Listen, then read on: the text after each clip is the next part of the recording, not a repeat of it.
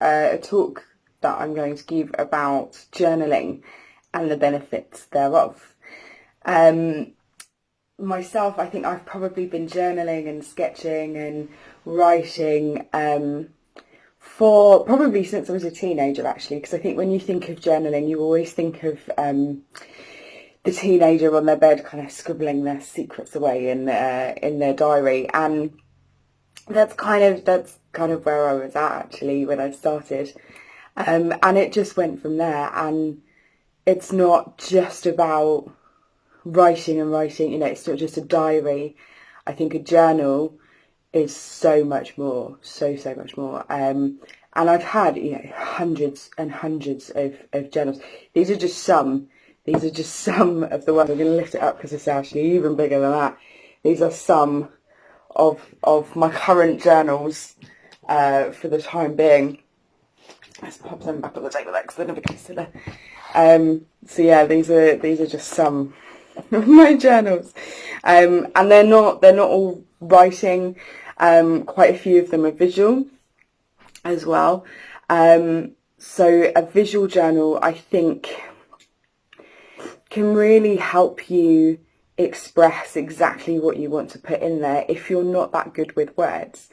So I use a lot of text in mine as well, but I think it can really help, express yourself. It is just about expressing yourself, and I'm definitely a much more visual person, so a lot of mine are much more visual. And I think with visual journals you can kind of set intentions as well and goals, although journaling doesn't have to be about goal setting, it doesn't have to be about achieving anything, but I think you can also use visual journals if you wanted to kind of set goals and intentions and things like that. And they're kind of different. They're different to sketchbooks. I mean, I used visual journals a lot when I worked in palliative care, and actually even when I was working in kind of nursing homes and things, they provide a really good way of having insight into your thoughts. I think that's what they are. They're a place to understand your thoughts. A little bit like dreaming. So when you dream, your brain's kind of going over all the unconscious thoughts and trying to kind of make sense of what happened during the day or what you experienced during the day. It's a little bit like that. That's how I see journaling. So whereas a sketchbook is a record of techniques or doodles or artwork specifically, or research into art, whereas a journal, I think, is a bit more like a dream, where you really are expressing what's gone on for you that day, or even just exploring a question about yourself. Very much about kind of self-awareness, and making sense of that, kind of creating order where you feel chaos.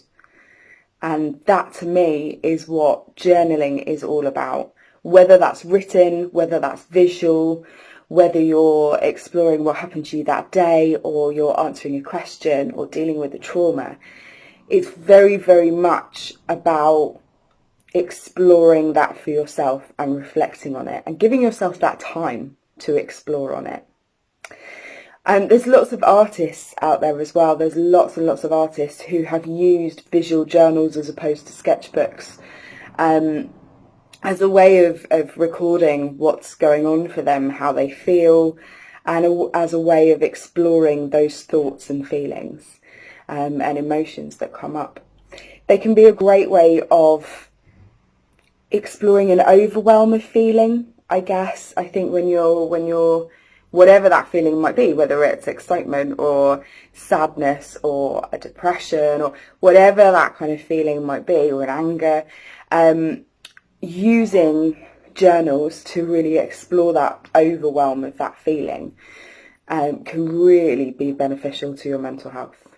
So just to show you some artist examples of journaling, this is one of my first ones from a holiday to Malta, I think it was. From an artist called Bobby Baker, who is a performance artist but kept these visual journals for something like 11 or 12 years. Through these, she documented her struggles with mental illness, and they're just very simple watercolour paintings.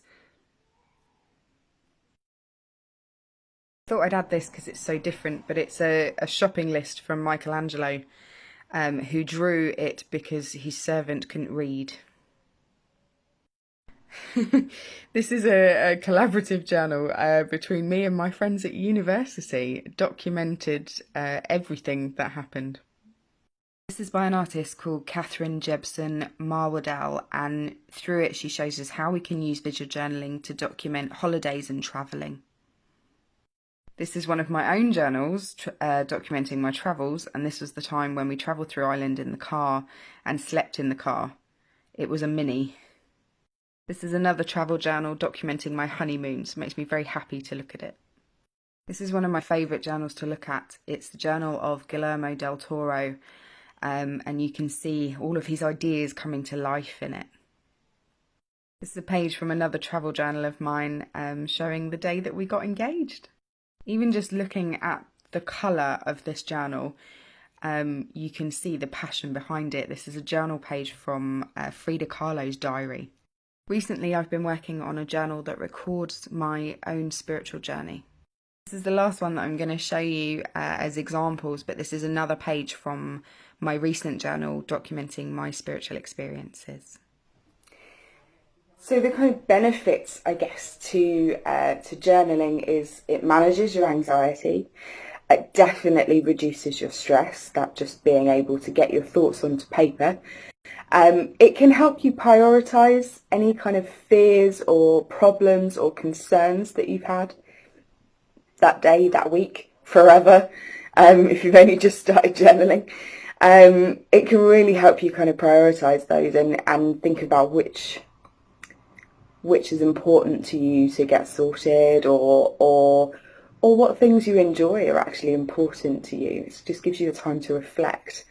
It can track any triggers as well. So by triggers, I mean anything that causes that overwhelm of feeling or emotion. As I say, whatever that emotion might be, anything that can trigger that can cause that to happen. It can really help you if you're doing a kind of a daily record of what might have happened. It can really help you pinpoint what it is that kind of sets those off, and maybe explore a little bit of why those triggers set those feelings off. It can improve your creativity, without a doubt, even if you're just writing, even if it's not a kind of visual journal with doodles and colours and drawings, even if it's just writing, it can massively improve your creativity because you're kind of problem solving as you go. You're exploring, you're questioning, which is half of creativity really, is the questioning around things. It can also help you identify ants. Now by ants, what I mean is automatic negative thoughts. So we all have that internal monologue, don't we? We all have that internal voice, and we can choose how we talk to ourselves. Now that can be a very, very negative conversation, which I think a lot of us inherently have. We're quite self-critical, I think, more so than perhaps other people would be of us, and kind of finding out what those automatic negative thoughts are and reframing them into, well, you know, oh, I can't do that because I'm not very good at this. I'm not very creative. I'll never keep that up. I'll never be good at this. To reframe it and just recognise when those thoughts are coming, and reframe it in a more positive way. So yes, I might not be very good at this right now. However, with some practice, with some time, I will be good at it. So help identifying ants. I do really like that term because I do kind of see little ants in my head for different thoughts. It also improves your memory. Journaling can massively improve your memory because you're reflecting back on what's happened that day or what has happened in the past. So it helps that kind of recall of your memory, so it definitely helps that. Obviously enhancing your self-awareness, I know I've talked about that already, but it really can just get you in touch with you. There's not many times or places or opportunities we get to really question ourselves and really think about what's important to us and what things we want to develop and change, what things we want to keep in our lives. And journaling can really provide the opportunity to do that. There's also trauma, of course. When I talk about triggers and anxiety, journaling can really help any kind of trauma or post-traumatic trauma. It's really a way of exploring what's gone on for you, and maybe linking some of those triggers back to things that have happened in the past can be really quite empowering on a journey of self-discovery. Obviously, if at any point you feel that overwhelm is too much to handle, then you would need to seek more help than just journaling. But it can be a really good therapy tool to help you understand what happened. So how to journal, how to put a journal together. Firstly, obviously, get some kind of notebook, sketchbook, one that you like, one that you've fallen in love with. As you can imagine, I absolutely love all kinds of sketchbooks. But one that you actually enjoy using, that's got nice quality paper in, that's got a really nice cover on, because I think you have to be able to enjoy it and almost make it a ritual as part of your day. So definitely treat yourself to a really nice sketchbook or a journal. Not that I need any excuses to do that. And try to write or draw in it every day, even if it's only for 5 minutes.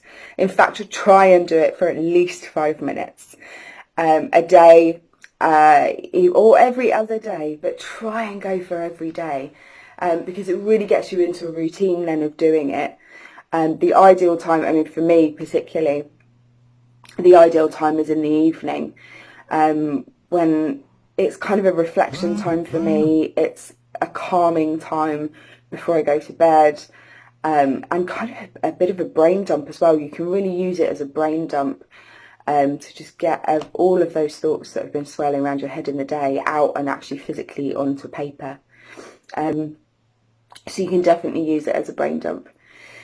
Some people journal in the morning if they kind of want to set intentions or gratitudes. You need to work out when is best for you, but do try and do it at least once a day. And make it easy for yourself as well. Have it on you. Have your, I mean, that's why I've got quite a lot of the kind of smaller size sketchbooks, is because I know that I can fit it in my handbag.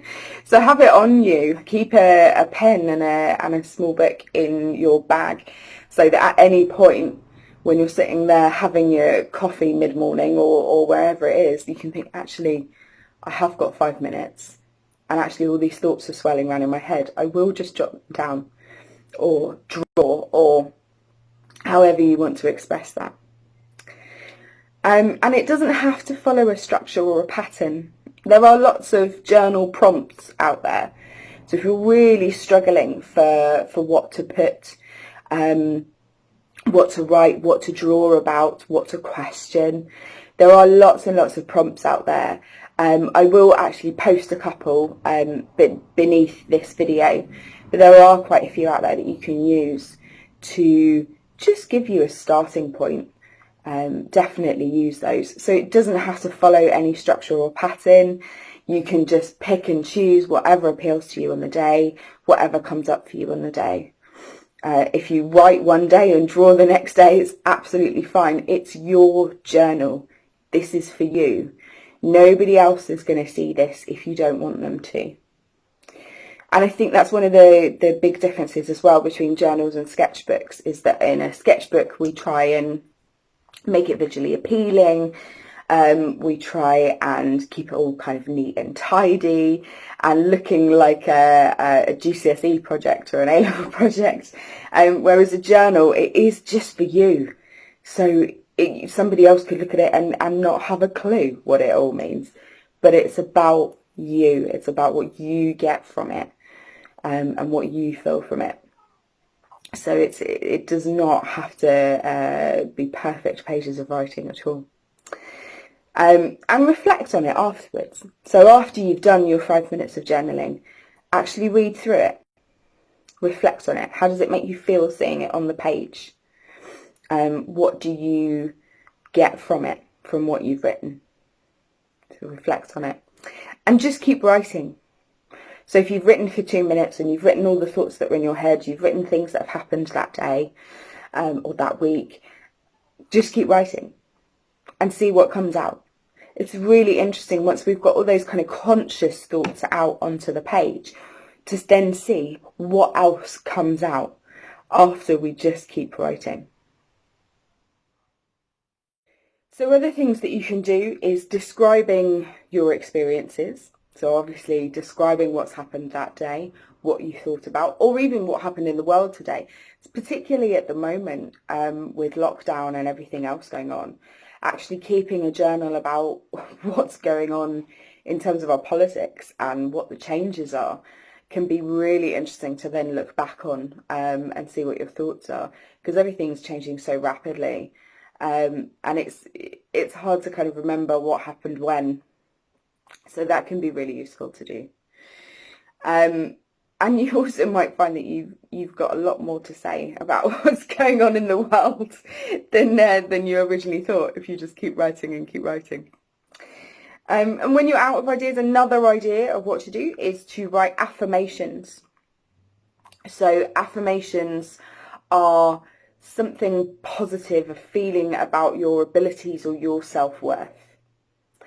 So something like, I am good at journaling, or I am creative, or I am loving, I am kind, I am beautiful.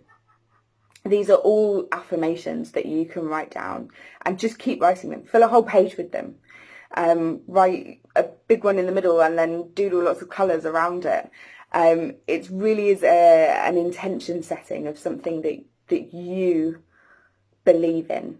And the more you say it and the more you write it, the more you believe in it. Another idea of what to do is gratitudes. So you can always write gratitudes. I know somebody who practices saying 3 gratitudes before she even gets out of bed in the morning. So she will say 3 things she is grateful for in her life every morning before her feet even touch the floor, which is fantastic. I love that. I love that thought. Critical self-analysis as well. So I think you need to be in a fairly good place to be able to do this one, because I think you need to have quite a fair mind to do it, rather than all those ants, all those automatic negative thoughts. So what am I doing right? What am I doing wrong? What am I good at? What do I need to develop? What do I need more of in my life? What's holding me back? Those kinds of questions. So really questioning who you are and where you want to go. So we call that critical self-analysis. So you are doing it about yourself. And it's very easy. It's very easy to go down the negative route with those. So I think you have to be in fairly good place to be able to do those in your journal. Otherwise you get led down a rabbit hole. And it can lead you in a very dark place. So that you have a really good place to do those. Another thing you can use your journal for is what we call mining for anxiety. Mining for anxiety, which sounds like a really bizarre thing, I know, and often an unpleasant experience. But if you are feeling that overwhelm with anxiety, sometimes it can be quite hard to know where it's coming from.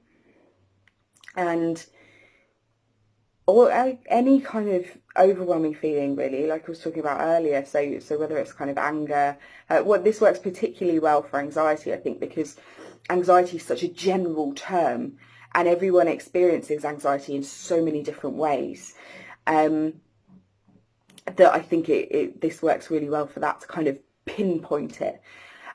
So you basically you write about that feeling, you write about that anxious feeling, and you keep digging and keep digging. So hence the mining for anxiety. So you keep asking yourself, like, why am I feeling this? Why am I feeling this? But why am I feeling this? Think of that really annoying, like, 2-year-old who asks why all the time.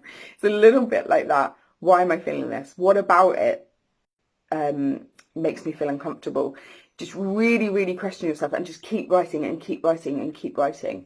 And it takes practice to do something like that. And again, I think you have to have a fairly objective mind for that.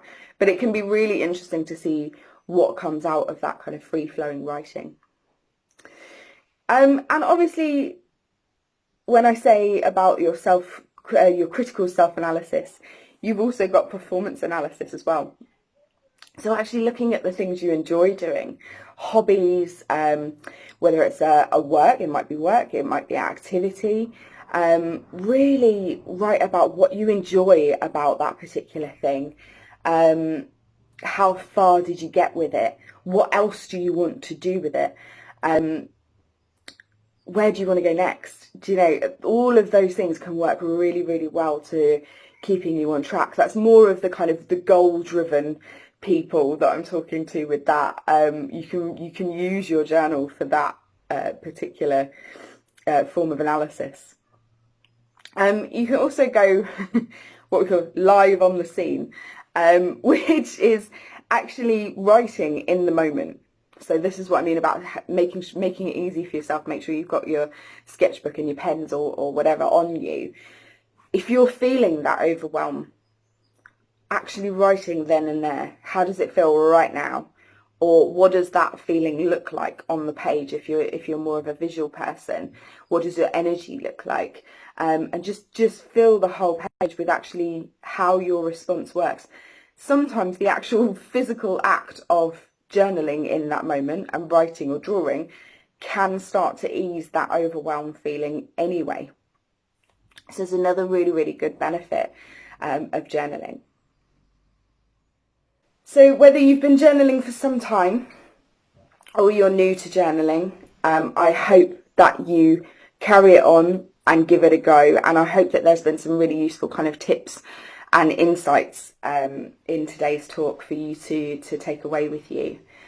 Just give it a go, I think, is my advice overall. Just give it a go. If you're not sure, give it a go. If you are more of a writer, give the visual journaling a go. Take some doodles, you do it in a more visual way than just writing. If you've done more of a visual journal, give the writing a go. Use some of the prompts that are out there. Just give it a go. It's definitely my advice of today. And notice the benefits as well, I think, as you go along and as you've done it for a couple of days. Notice how it's changed the way you're thinking. Notice how it's changed the way you're feeling. After a couple of weeks, notice it again. Actually write it in your journal. How is this helping me? I guarantee that it will help. In some form or another, I guarantee it will help. Obviously, we're not live doing this video, but if you have any questions about journaling and the benefits for mental health, do just pop them below. Or if you don't want to do it publicly, you are welcome to send us a message on the Artifarty Retreat page, and we will get back to you as soon as possible. I really hope you've enjoyed this. Thank you for joining me as part of our Createness Week. Tomorrow I will be live on the Artifarty Retreat page for a question and answer session at 12 p.m, I think. So do join us then, and have a very good rest of your weekend.